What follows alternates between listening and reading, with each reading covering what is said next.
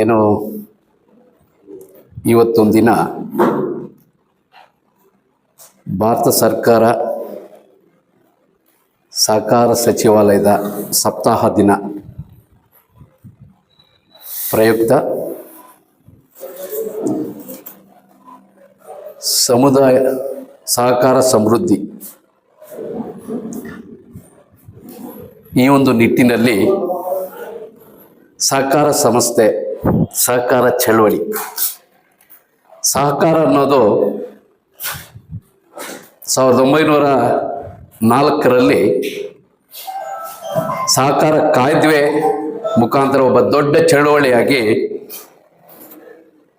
ಸಹಕಾರ ಸಂಸ್ಥೆಗೆ ಬೆಳೆಯೋಕ್ಕೆ ಸಾಧ್ಯವಾಯಿತು. 1904ರಲ್ಲಿ ಅಂದರೆ ಇಂದಿನ ಶತಮಾನದಲ್ಲಿ ಸ್ವಾತಂತ್ರ್ಯ ಮತ್ತು ಸಹಕಾರ ಎರಡು ಒಟ್ಟೊಟ್ಟಾಗಿ ಬರಬೇಕಾದ ಒಂದು ಸನ್ನಿವೇಶದಲ್ಲಿ ಏನು ಲೇವಾದೇವಿರವರು ಯಾರಿರ್ತಾರೆ ಅವರ ಒಬ್ಬ ಕಪಿಮುಷ್ಟಿಯಲ್ಲಿ ಭಾರತದ ಕೋಟ್ಯಾಂತರ ಜನರಲ್ಲಿ ಸಣ್ಣ ರೈತ, ಅತಿ ಸಣ್ಣ ರೈತ, ಕಾರ್ಮಿಕ ವರ್ಗದವರು, ದುರ್ಬಲ ವರ್ಗ, ಅದರಲ್ಲೂ ಸಹ ನೇಕಾರರು, ಮೀನುಗಾರರು, ಕುಂಬಾರರು, ಬಹುಸಂಖ್ಯಾತ ದುರ್ಬಲ ವರ್ಗದವರು ಸಹ ಈ ಒಂದು ಇದರಲ್ಲಿ ಇರಬೇಕಾದ್ರೆ ಸಹಕಾರ ಚಳವಳಿ ಇನ್ನೂ ಸ್ವಲ್ಪ ಅದಕ್ಕೆ ರೂಪುರೇಷೆಗಳ್ಕೊಂಡು ಇನ್ನೂ ಚೆನ್ನಾಗಿ ಚಳವಳಿ ಆಗಕ್ಕೆ ಪ್ರಾರಂಭ ಆಯಿತು.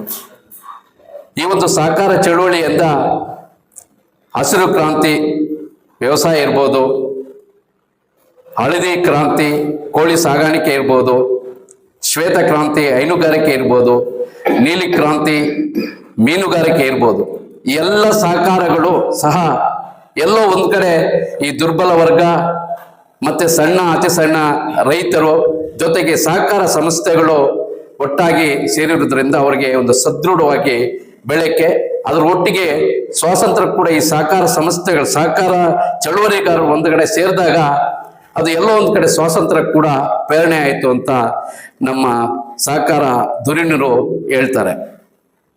ಈ ಒಂದು ಮಟ್ಟದಲ್ಲಿ ಬಂದಂತಹ ಒಂದು ಸಹಕಾರ ಪ್ರತಿಯೊಂದು ಕ್ಷೇತ್ರದಲ್ಲಿ ಹಾಲು ಉತ್ಪಾದಕರ ಸಹಕಾರ ಸಂಘಗಳಿರ್ಬೋದು, ಮತ್ತೆ ವ್ಯವಸಾಯೋತ್ಪನ್ನ ಮಾರಾಟ ಸಹಕಾರ ಸಂಘಗಳಿರ್ಬೋದು, ರೇಷ್ಮೆ ಬೆಳೆಗಾರ ಇರ್ಬೋದು, ವಿವಿಧ ದೇಶ ಯಾವುದೇ ಸಹಕಾರ ಸಂಘಗಳು ಬೆಳೆದಾಗ ಮಾತ್ರ ಅಲ್ಲಿನ ರೈತಾಪಿ ವರ್ಗ ಇರ್ಬೋದು, ಕೂಲಿ ಕಾರ್ಮಿಕರು ಇರ್ಬೋದು, ದುರ್ಬಲ ವರ್ಗ ಪ್ರತಿಯೊಬ್ಬ ಸಮುದಾಯ ಸಣ್ಣ ಸಮುದಾಯ ಎಲ್ಲ ಸಮುದಾಯರು ಬೆಳಕ್ಕೆ ಸಾಧ್ಯ ಅನ್ನೋದು ಸಹಕಾರದ ಒಂದು ಇಚ್ಛೆ, ಸಹಕಾರ ಸಂಸ್ಥೆಯ ಒಂದು ಇಚ್ಛೆ. ಅದರಿಂದ ಹೆಚ್ಚೆಚ್ಚಾಗಿ ನಮ್ಮ ಭಾರತ ಸರ್ಕಾರವು ಸಹ 5 ವರ್ಷಗಳಿಂದ ಏನು ಸಹಕಾರ ಸಚಿವಾಲಯ ಆಯಿತು ಅದನ್ನು ಇನ್ನೂ ಹೆಚ್ಚೆಚ್ಚಿಗೆ ಸಹಕಾರ ಸಂಸ್ಥೆಗಳನ್ನು ಕೊಂಡೊಯ್ಯಬೇಕು.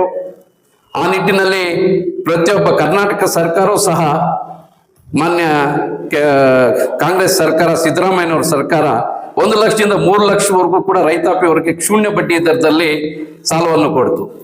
ಅದೇ ತರ ಸ್ತ್ರೀಶಕ್ತಿ ಸಂಘಗಳು ಕೂಡ ಸಹ ಸಾಲವನ್ನು ಕೊಡ್ತು.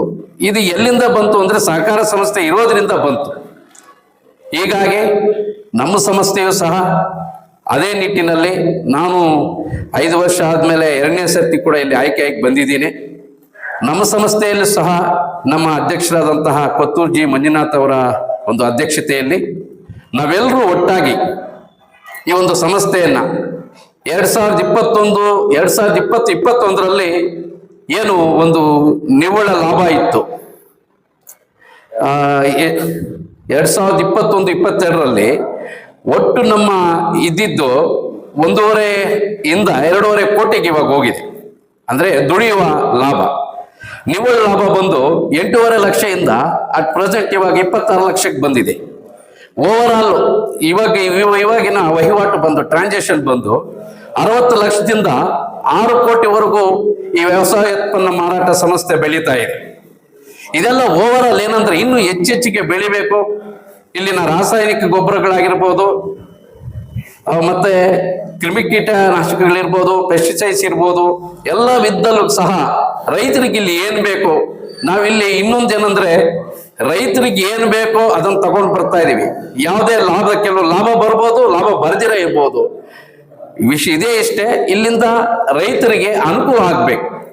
ಆ ನಿಟ್ಟಿನಲ್ಲಿ ನಾವೊಂದು ವ್ಯವಸಾಯೋತ್ಪನ್ನ ಮಾರಾಟ ಸಂಸ್ಥೆ ಮುನ್ನುಗ್ತಾ ಇದೆ. ಕರ್ನಾಟಕಕ್ಕೆ ಮತ್ತೆ ಭಾರತ ದೇಶಕ್ಕೆ ಕೂಡ ಸಹಕಾರ ಸಂಸ್ಥೆಯಲ್ಲಿ ಒಳ್ಳೆ ನೆಂಟಿದೆ. ಸಿದ್ದನಪ್ಪ ರಾಮಪುರವರು ಮೊದಲು ಇದರ ಫೌಂಡರ್, ಅವ್ರ ಫೋಟೋ ಕೂಡ ಇಲ್ಲಿದೆ. ನಮ್ಮ ಸಹಕಾರ ಕ್ಷೇತ್ರದಲ್ಲಿ ಕೂಡ ಕರ್ನಾಟಕ 3ನೇ ಸ್ಥಾನದಲ್ಲಿದೆ. ಈ ನಿಟ್ಟಿನಲ್ಲಿ ನಮ್ಮೊಂದು ಸಂಸ್ಥೆಯಲ್ಲೂ ಸಹ ಕರ್ನಾಟಕ ರಾಜ್ಯದಲ್ಲೇ 2ನೇ ಸ್ಥಾನದಲ್ಲಿ ನಮ್ಮೊಂದು ಸಂಸ್ಥೆ ಇದೆ, ಇನ್ಸ್ಟಿಟ್ಯೂಷನ್.